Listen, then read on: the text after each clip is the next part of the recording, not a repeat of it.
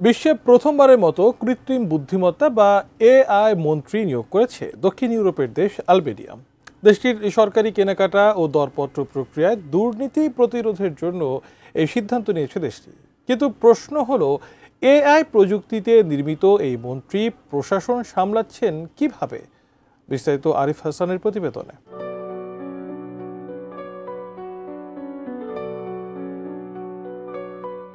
সরকারি কর্মকর্তা মানেই সাধারণত কঠোর কোনো ব্যক্তি, কখনো কখনো নির্দয় বলেও পরিচিত। কিন্তু আলবেনিয়া সেই ধারণাকেই নতুন অর্থে রূপ দিচ্ছে।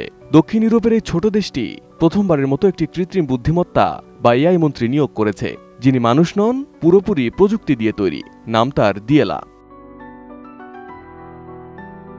আলবেনিয়ার প্রধানমন্ত্রী এদি রামা বৃহস্পতিবার মন্ত্রিসভায় দিয়েলাকে অন্তর্ভুক্ত করার ঘোষণা দেন। যদিও এটি আনুষ্ঠানিক নয়, কারণ সংবিধান অনুযায়ী মন্ত্রী হতে হলে অন্তত 18 বছর বয়সী মানসিকভাবে সুস্থ নাগরিক হতে হয়। তবুও প্রতীকী নিয়োগ দেশটিতে আলোচনার কেন্দ্রবিন্দু হয়ে উঠেছে, শোরগোল ফেলে দিয়েছে বিশ্বজুড়ে।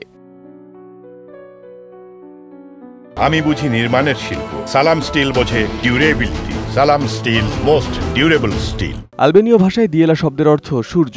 একক নামে পরিচিত এই ভার্চুয়াল মন্ত্রীকে নিয়োগ দেওয়া হয়েছে সরকারি কেনাকাটা ও দরপত্র প্রক্রিয়ায় দুর্নীতি প্রতিরোধের জন্য। প্রধানমন্ত্রী রামা বলেন, আমরা এমন এক দেশ হব যেখানে সরকারি দরপত্র হবে 100% দুর্নীতিমুক্ত। দিয়েলার কাজ হবে পুরো প্রক্রিয়াটিকে দ্রুত, দক্ষ ও স্বচ্ছ করা। এদিকে দিয়েলা সরকারে যোগ দেওয়ার আগেই কাজ শুরু করেছে। আলবেনিয়া প্ল্যাটফর্মে ভার্চুয়াল সহকারী হিসেবে সে ইতোমধ্যেই 10 লাখের বেশি আবেদনকারীকে সেবা দিয়েছে। আর এই প্রযুক্তিকে এখন সরকারি কেনাকাটায় স্বচ্ছতা আনার ডিজিটাল অস্ত্র হিসেবে দেখা হচ্ছে। তবে এই পদক্ষেপ নিয়ে মিশ্র প্রতিক্রিয়াও আছে। বিরোধীরা একে হাস্যকর ও অসাংবিধানিক বলে সমালোচনা করছেন, আবার অনেকে এটিকে দুর্নীতি মোকাবিলার এক সম্ভাবনাময় উদ্যোগ হিসেবে দেখছেন।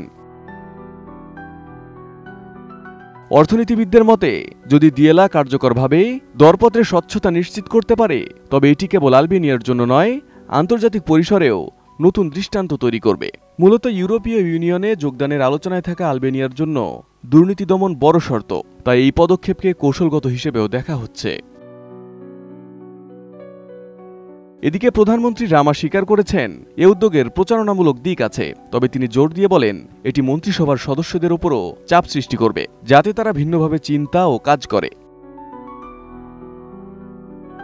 Arif Hasan, ATN news.